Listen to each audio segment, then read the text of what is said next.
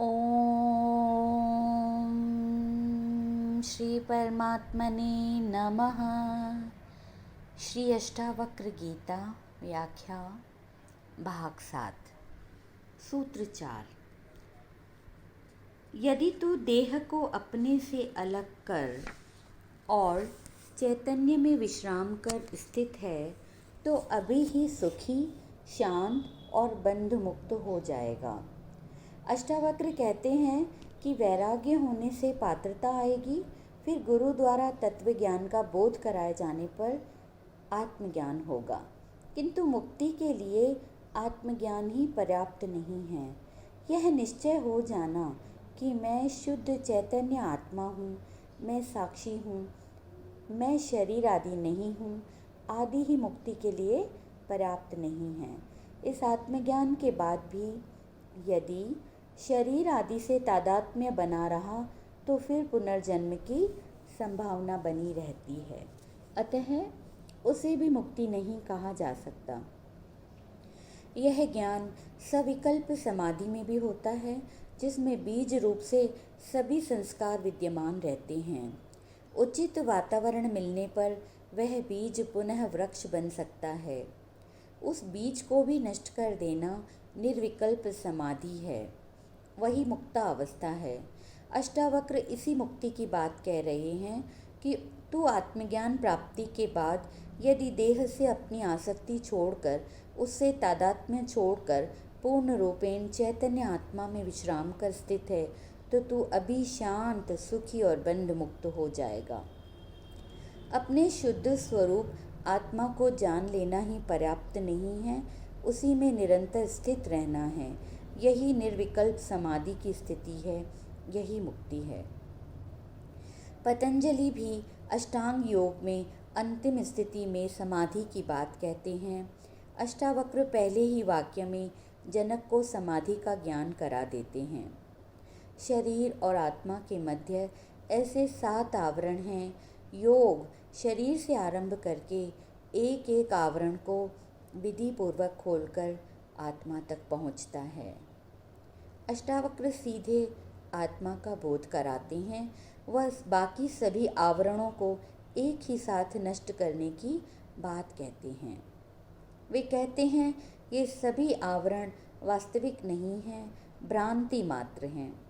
भ्रांति का विनाश बोध से ही संभव है, वहाँ क्रिया काम नहीं आएगी।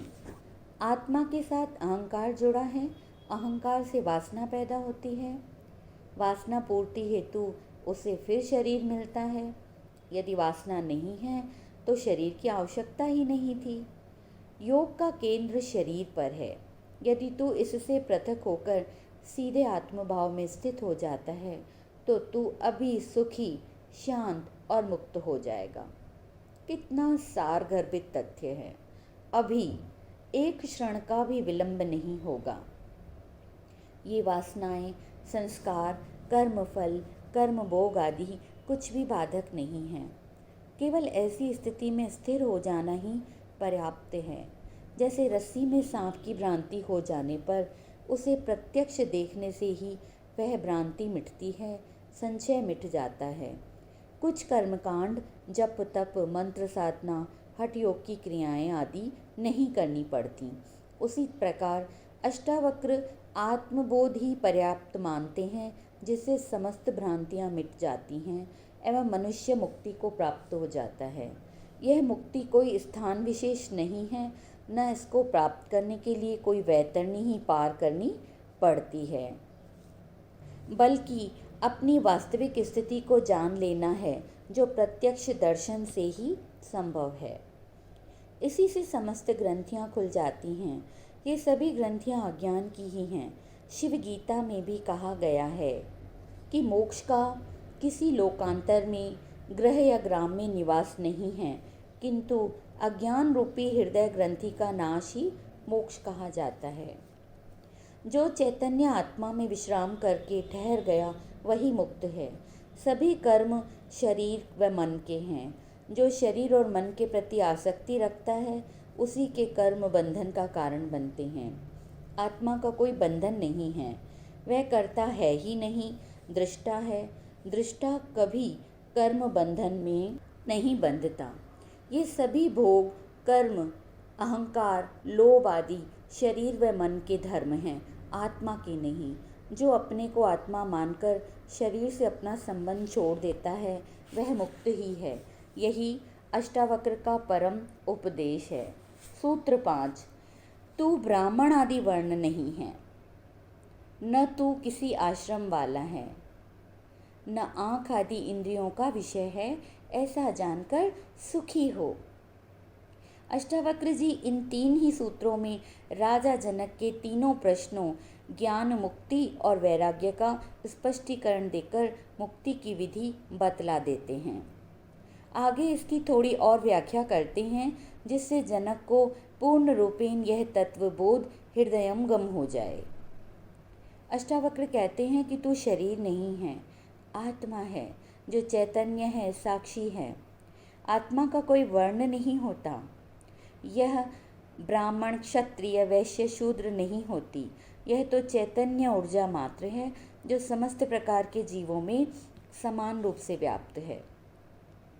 यह आत्मा न किसी वर्ण वाली है, न आश्रम वाली ही है। यह हिंदू, मुस्लिम आदि धर्म वाली भी नहीं है, न इसकी कोई जाति है, न लिंग है। ये 4 आश्रम ब्रह्मचर्य, गृहस्थ, वानप्रस्थ एवं संन्यास आदि भी आत्मा के नहीं हैं। आत्मा न कर्ता है, न भोक्ता, न भोग्य है और न विषय। इन सब से परे असंग, निराकार और विश्व का साक्षी मात्र है, केवल दृष्टा है। अष्टावक्र जनक से कहते हैं कि तू वही आत्मा है, ऐसा जानकर सुखी हो। चूँकि ये वर्ण, आश्रम एवं इंद्रियों के विषय आत्मा के नहीं हैं, अतः तेरे नहीं हो सकते। इन वर्णाश्रम के धर्मों को मानने का विधान केवल अज्ञानियों के लिए है, जिससे वे अपना क्रमिक विकास कर आत्मज्ञान को उपलब्ध हो सकें। अष्टावक्र जनक को आत्मा के वास्तविक स्वरूप का ज्ञान कराते हुए कहते हैं, तू इसे जान ले और अभी सुखी हो। इसमें देर होती ही नहीं। यह तो नकद धर्म है, उधार नहीं है कि आज कर्म किया और अगले जन्म में फल मिलेगा। कुछ धर्म कहते हैं कि यह कलयुग है, यह पंचम काल है, इसमें मुक्ति होगी ही नहीं। कुछ कहते हैं आज से प्रयत्न करना आरंभ करो तो 7 जन्म बाद मुक्ति मिलेगी। कुछ कहते हैं कि अंतिम तीर्थंकर पैगंबर अवतार हो चुके, अब कोई आने वाला नहीं है। परंतु अष्टावक्र बड़ी निर्भीकता से घोषणा करते हैं कि यह सब बेकार की बातें हैं। तू अपने को चैतन्य में स्थिर कर ले और अभी मुक्त हो जा। ऐसी घोषणा कोई भी महापुरुष, अवतार या गुरु नहीं कर पाए। बड़ी अद्भुत घोषणा है अध्यात्म जगत की। दीपक जलते ही जैसे एक क्षण में अंधेरा गायब हो जाता है, उसी प्रकार आत्मज्ञान के प्रकाश में अज्ञान रूपी अंधकार एक क्षण में विलीन हो जाता है। सारी भ्रांति मिट जाती है, केवल बोध पर्याप्त है। सूत्र 6। हे विभो, धर्म और अधर्म, सुख और दुख मन के हैं, तेरे लिए नहीं हैं। तू न करता है न भोगता, तू तो सर्वदा मुक्त ही है। अष्टावक्र आगे कहते हैं, यह आत्मा चैतन्य है, मुक्त है, असीम है, सर्वत्र है, व्यापक है। यह किसी बंधन में बंधी नहीं है। शरीर सीमित है, मन बुद्धि सीमित है। आत्मा किसी एक शरीर या मन से बंधी नहीं है। यह सारी भिन्नता शरीरगत है, मानसिक है। आत्मगत कोई भिन्नता नहीं है। इसलिए अष्टावक्र राजा जनक को विभो, व्यापक शब्द से संबोधित करते हुए कहते हैं कि तू शरीर नहीं है, व्यापक आत्मा है, इसलिए तू सर्वदा मुक्त ही है। यह मुक्ति तेरा स्वभाव है, इसे पाना नहीं है, यह उपलब्धि ही है, केवल जाकर देखना मात्र है। कोई ग्राहक होकर ही इसे ठीक से सुन मात्र ले तो घटना घट जाती है। उसी क्षण जन्म जन्मों की विस्मृति टूट जाएगी, स्मरण लौट आएगा। खोजने वाला भटक जाता है, खोजने पर परमात्मा नहीं मिलते। खोजों को छोड़कर संसार के प्रति उदासीन और वैराग्यवान होकर विश्राम में स्थित हो जाना ही पा लेने का मार्ग है। आत्मा व्यापक है, सब में एक ही है, किंतु शरीर की भिन्नता के कारण अज्ञानी को आत्मा की भी भिन्नता का भ्रम हो जाता है।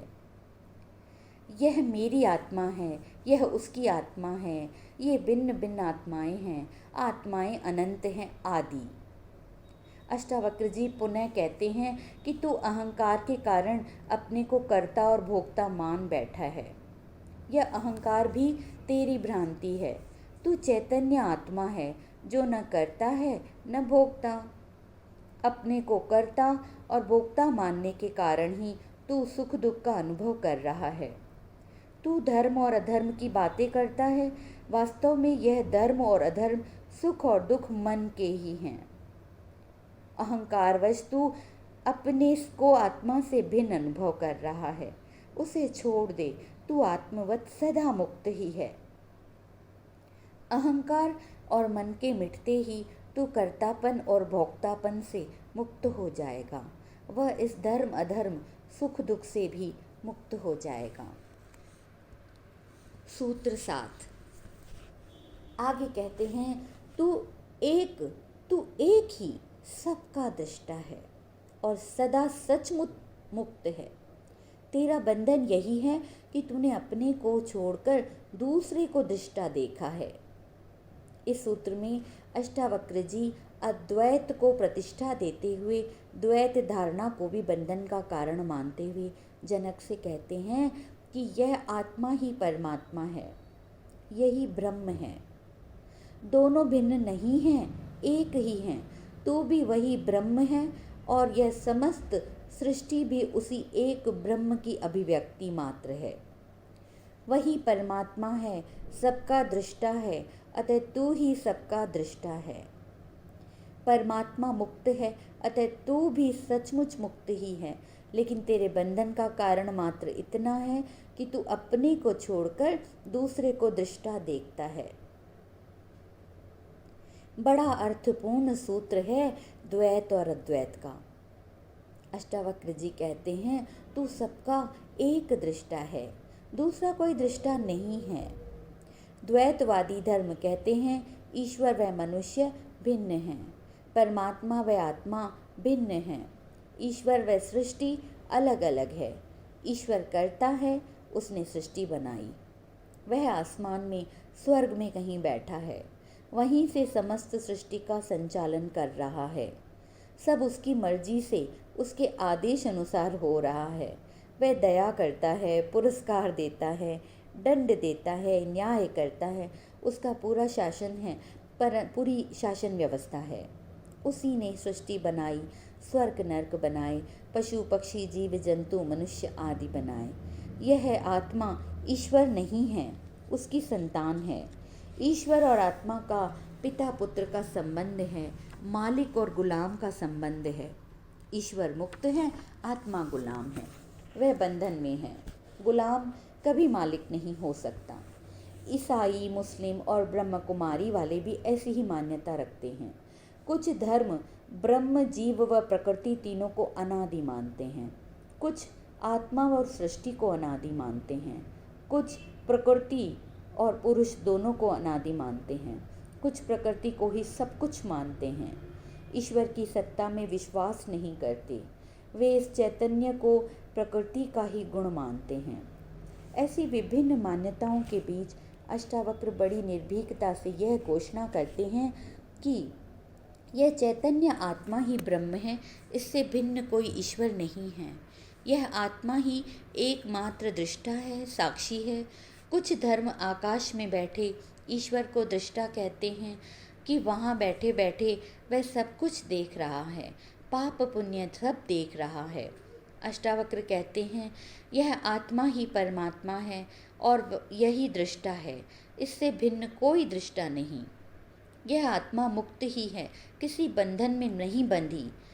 वे आगे जनक को कहते हैं कि तेरा बंधन भी यही है कि तू इस आत्मा के अलावा दूसरे को दृष्टा देखता है। जब दूसरा मौजूद है तो बंधन हो ही गया। यदि एक ही है तो कौन किसे बांधे, वह मुक्त ही है। यदि ईश्वर आत्मा से भिन्न है जो इससे बड़ा है, तभी बंधन की बात पैदा होती है कि यह आत्मा उसके अधीन है, गुलाम है, उसकी सेवक है। जब दूसरा है ही नहीं तो बंधन किसका, वह मुक्त ही है। अतः आत्मा से भिन्न ईश्वर की सत्ता को मानना भी बंधन है। ऐसी आत्मा कभी मुक्त हो ही नहीं सकती। इसलिए ईश्वर की सत्ता को आत्मा से भिन्न मानने वाले धर्मों में मुक्ति की कोई धारणा पाई नहीं जाती। वे स्वर्ग, नर्क या ईश्वर के साम्राज्य की ही बातें करते हैं। केवल अद्वैतवादी ही मुक्ति की बात कह सके। स्वतंत्र होने में बड़ा भय है ना, बड़ी असुरक्षा है। मनुष्य स्वभाव से ही गुलामी खोजता है, इसलिए उसने ईश्वर को अपना स्वामी और स्वयं को गुलाम बना लिया। इसी विचारधारा ने द्वैतवादी धर्म को जन्म दिया। उपनिषद कहते हैं, अयम आत्मा ब्रह्म तत्त्वमसि आदि। यह अद्वैत की धारणा है। अष्टावक्र अद्वैतवादी हैं, इसलिए वे जनक से कहते हैं कि तू आत्मा है, वह वही आत्मा सबका दृष्टा परमात्मा है। इससे भिन्न किसी अन्य आकाश में बैठे हुए परमात्मा को दृष्टा मानना ही तेरा बंधन है। अज्ञानी ही आत्मा से भिन्न ईश्वर को दृष्टा, कर्म फल प्रदाता एवं कर्ता मानते हैं, ज्ञानी नहीं मानते। सूत्र 8। मैं करता हूँ, ऐसा अहंकार रूपी विशाल काले सर्प से दंशित हुआ तू मैं करता नहीं हूँ, ऐसे विश्वास रूपी अमृत को पीकर सुखी हो। इस सूत्र में अष्टावक्र अहंकार को ही दुखों का कारण मानते हुए कहते हैं कि तू इस अहंकार रूपी विशाल काले सर्प से दंशित हुआ है, इसलिए अपने को कर्ता मानता है। यह मैं हूँ कि भावना ही तुझे उस ब्रह्म अथवा चेतना से अलग करती है। जब तक तेरे में अहंकार है, तू अपने को उस आत्मा से भिन्न मानता रहेगा। यही भिन्नता सभी दुखों का कारण है। इसलिए तू मैं भिन्न हूँ, मैं करता हूँ, इस अहंकार को छोड़कर मैं करता नहीं हूँ, करता वही ईश्वर है, मैं निमित्त मात्र हूँ, मैं मात्र उपकरण हूँ, ऐसे विश्वास रूपी अमृत को पीकर सुखी हो। इस सूत्र में अहंकार को समझना आवश्यक है। समस्त सृष्टि की उत्पत्ति एक ही ब्रह्म से हुई है। एक ही चेतना विभिन्न रूपों में अभिव्यक्त हुई है। शरीरगत चेतना आत्मा तथा समष्टिगत चेतना ही ब्रह्म है। आरंभ में इस ब्रह्म में कामना का स्फुरण हुआ कि एको अहम बहुश्याम, मैं एक हूँ अनेक हो जाऊं। इसी स्फुरना से सुप्त शक्ति का जागरण हुआ। वह शक्ति आगे विभिन्न रूपों का निर्माण करती रही। इन विभिन्न रूपों में व्याप्त चेतना को उस परम चेतना से पृथक्त्व का अनुभव हुआ, जिससे मैं भाव उत्पन्न हुआ। यह मैं भाव ही स्वचेतना के उस विराट चेतना से पृथकत्व का कारण बना। इसी अहंकार से स्वचेतना उस विराट चेतना से भिन्न प्रतीत होने लगी। इस भिन्नता प्रतीति का मूल कारण मनुष्य की बुद्धि है। यह बुद्धि ही इस भिन्नता की प्रतीति का कारण बन गई। बाइबिल की एक कथा है कि आदम ने शैतान के फुसलाए जाने पर बुद्धि का फल खाया, जिससे उसे स्वर्ग से पृथ्वी पर गिरा दिया गया। यह एक अच्छी प्रतीक कथा है। शैतान है अहंकार। उसी ने बुद्धि का फल खाने को कहा, जिससे मनुष्य स्वर्ग के बगीचे से अर्थात ईश्वर के सानिध्य से अलग हो गया। अतः यह बुद्धि ही जीव को परमात्मा से अलग करती है। लेकिन बुद्धि को फुसलाया अहंकार ने। अतः यह अहंकार ही मूल पाप है, जिसके कहने से वह स्वर्ग के बगीचे ईडन गार्डन से नीचे गिरा दिया गया। समस्त सृष्टि के आरंभ की प्रक्रिया इसी अहंकार से होती है। बाइबल में शैतान को ईश्वर के समान ही शक्तिशाली माना गया है। दोनों की सत्ता को स्वतंत्र रूप से स्वीकार किया है। वहाँ भारतीय दर्शन इस शैतान को अहंकार कहता है, किंतु इसकी स्वतंत्र सत्ता नहीं मानता। इसकी उत्पत्ति अज्ञान से मानता है, जिससे वह कहता है कि अज्ञान ही मूल पाप है। अज्ञान से हुई इस प्रतीति आत्मज्ञान से मिट सकती है। जब आत्मा का बोध हो गया, उसका ज्ञान हो गया, तो भ्रांति मिट जाती है एवं मनुष्य अपने वास्तविक स्वरूप को पहचान लेता है, तभी वह शांत और सुखी हो सकता है। इसलिए अष्टावक्र जी कहते हैं कि मैं करता हूँ ऐसे अहंकार रूपी विशाल काले सर्प से दंशित हुआ तू, मैं करता नहीं हूँ ऐसे विश्वास रूपी अमृत को पीकर सुखी हो। यह मैं अथवा अहंकार अनंत भिखमंगा है, इसे चाहे कितना ही भरो वह खाली ही रहता है। सिकंदर जैसा विश्व विजेता भी कहता है, मैं खाली हाथ जा रहा हूँ। यह दुनिया का सारा खेल अहंकार का ही है। वह अपने को कुछ दिखाना चाहता है। मनुष्य की आवश्यकताएं बहुत कम हैं जिन्हें आसानी से पूरा किया जा सकता है, किंतु उसके अधिकांश कार्य अहंकार तृप्ति के लिए ही होते हैं। यह अहंकार कठिन एवं असाध्य कार्य करने में रुचि लेता है, जैसे सिर के बल चलना, एक टांग पर खड़ा रहना, तप करना, नग्न रहना, लंबे उपवास करना, एवरेस्ट चढ़ना, लंबी समाधि लगाना, हठ योग करना इत्यादि। यह आदमी का अहंकार ही है कि वह अपने को सभी पशुओं से श्रेष्ठ समझता है। इस अहंकार ने ही पृथ्वी को समस्त ब्रह्मांड का केंद्र माना, अपने को देवताओं की संतान माना। हमारा देश महान, हमारा धर्म महान, हमारी जाति महान, मैं महान आदि सब अहंकार की ही घोषणाएं हैं। यह अहंकार एक ऐसा रोग है जो जीवन में सिखाया जा रहा है। सभी शिक्षण संस्थाएं, समाज सभी यही सिखा रहे हैं। अहंकार के अतिरिक्त जीवन में और कोई बड़ा बोझ नहीं, कोई तनाव नहीं है, न कोई बंधन है। अहंकार हमेशा चाहता ही है, देता नहीं। देने वाला निरअहंकारी हो जाता है। यह चाह ही दुख का कारण है। जितना चाहोगे जीवन में उतना ही अधिक दुख होगा। यह सुखी होने का मार्ग नहीं है। ईश्वर ने अपना बहुमूल्य ज्ञान मनुष्य को दे दिया, किंतु मनुष्य उससे संतुष्ट नहीं है। इसका एकमात्र इलाज धर्म है। जिस दिन अहंकार गिर गया, उस दिन यह कर्तापन भी गिर जाएगा।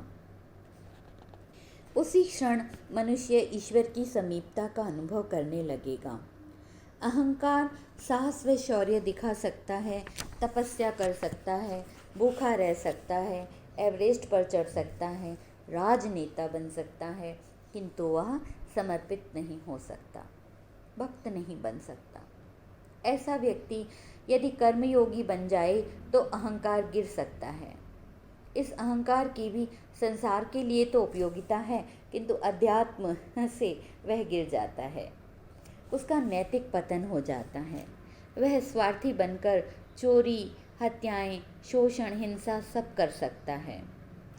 ऐसे अहंकारियों ने अपनी अलग ही दुनिया बसा ली है, जो इस अध्यात्म की दुनिया से सर्वथा भिन्न है। इसी कारण बाइबल में शैतान को ईश्वर के समान ही शक्तिशाली माना गया है। वह भारत में इसी शैतान अहंकार को मूल पाप माना गया है। अन्य समस्त प्रकार के पाप, अनैतिकता आदि इसी की संतानें हैं। अहंकार बड़े परिवार वाला है, वह इसका संयुक्त परिवार है। यदि अहंकार है तो नरक जाने के लिए और किसी पाप की आवश्यकता नहीं है। सब पाप अपने आप होते चले जाएंगे, करने नहीं पड़ेंगे। इसलिए अष्टावक्र ने इस अहंकार को विशाल काला सर्प कहा है। यह छोटा मोटा भी नहीं है, विशाल है, साधारण नहीं है, काला सर्प है। साथ ही अष्टावक्र केवल इस बीमारी का निदान ही नहीं करते, बल्कि इलाज भी बतलाते हैं कि इस अहंकार को गिराने का उपाय यह है कि मनुष्य मैं से मुक्त हो जाए। मैं करता नहीं हूँ। यह सृष्टि अपने विशिष्ट नियमों से चल रही है, परमात्मा ही एकमात्र करता है, ऐसा विश्वासपूर्वक मान लेना ही अहंकार मुक्ति के लिए पर्याप्त है। इसी से मनुष्य सुखी हो सकता है। अहंकारी व्यक्ति को सुखी करना मुश्किल है एवं निरअहंकारी को दुखी नहीं किया जा सकता। अष्टावक्र इसके लिए कोई विधि, साधना, तपस्या भी नहीं बताते। वे कहते हैं, देखो, इस तरह दृष्टि मात्र बदलो, पूर्ण विश्वास एवं निष्ठापूर्वक, तो निश्चित ही परिवर्तन आ जाएगा। बोध मात्र पर्याप्त है। यह गलत दृष्टि ही तुम्हारे दुखों का कारण है।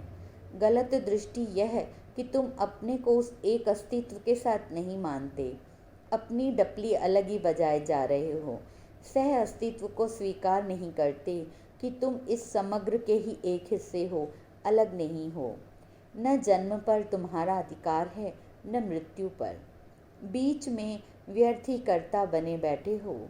अष्टावक्र ने इस सूत्र में जो सार गर्भित था वह कह दिया। कोई विश्वास पूर्वक इसे अमृत के समान पी जाए तो सुखी हो सकता है। सूत्र 9। मैं एक विशुद्ध बोध हूँ, ऐसी निश्चय रूपी अग्नि से गहन अज्ञान को जलाकर तू शोक रहित हुआ सुखी हो। अष्टावक्र जी केवल निषेध की बात ही नहीं करते कि अहंकार छोड़ दो तो ज्ञान होगा। केवल छोड़ना ही प्राप्त करने की आवश्यक शर्त नहीं है। निषेध वाले धर्म केवल छोड़ने की बात करते हैं, त्याग की बातें करते हैं। सब छोड़ दो, घर बार, पत्नी, बच्चे, कपड़े सब छोड़ दो, जंगल चले जाओ, भूखे रहो, भीख मांगकर खाओ इत्यादि। इस छोड़ने की शिक्षा ने दुनिया का बहुत अहित किया है। छोड़ सब दिया किंतु मिला कुछ नहीं। ऐसे व्यक्ति की स्थिति बड़ी दयनीय हो गई। वह मार्ग से भी भटक गया, धोबी का गधा बन गया, न घर का न घाट का। किंतु अष्टावक्र विधायक हैं। वे कहते हैं, अहंकार छोड़ देने मात्र से, कर्तापन छोड़ देने से वह परम मिल ही जाए, यह आवश्यक नहीं है। फिर छूटने की भ्रांति भी हो सकती है, किंतु वह सूक्ष्म तल पर विद्यमान रहता है। यह मान लेने से कि अंधकार नहीं है, अंधकार विलुप्त नहीं हो जाता, दीप जलाने से दूर होगा। अष्टावक्र जी इसलिए विश्वास दिलाते हुए कहते हैं कि आत्मज्ञान के लिए तू यह निश्चय पूर्वक मान ले कि मैं विशुद्ध बोध स्वरूप आत्मा हूँ, तो तेरा अज्ञान रूपी अंधकार चाहे कितना ही घना क्यों न हो, एक क्षण में विलीन हो जाएगा। अज्ञान का अस्तित्व नहीं है, वह ज्ञान का अभाव मात्र है।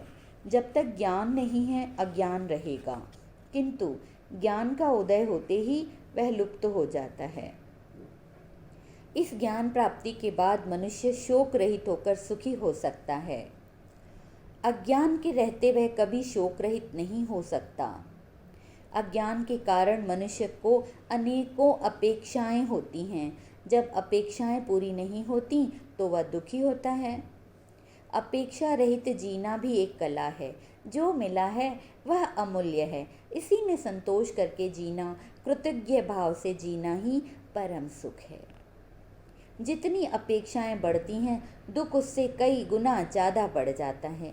जीवन में ऐसा कभी किसी के साथ नहीं हुआ कि उसकी अपेक्षाएं पूर्ण हो गई हो। यह जानते हुए भी मनुष्य अपेक्षाएं किए जाता है, किए जा रहा है, वह दुखी होता जा रहा है। इसका कारण वह स्वयं ही है, कोई दूसरा नहीं है। यह अज्ञान ही है जो विशुद्ध बोध से ही नष्ट हो सकता है। समझ ही पर्याप्त है।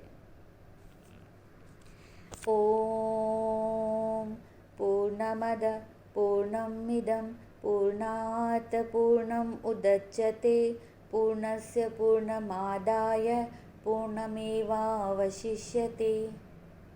शेष अगली कड़ी में। आप सभी के भीतर बैठे परमात्मा को मेरा प्रणाम।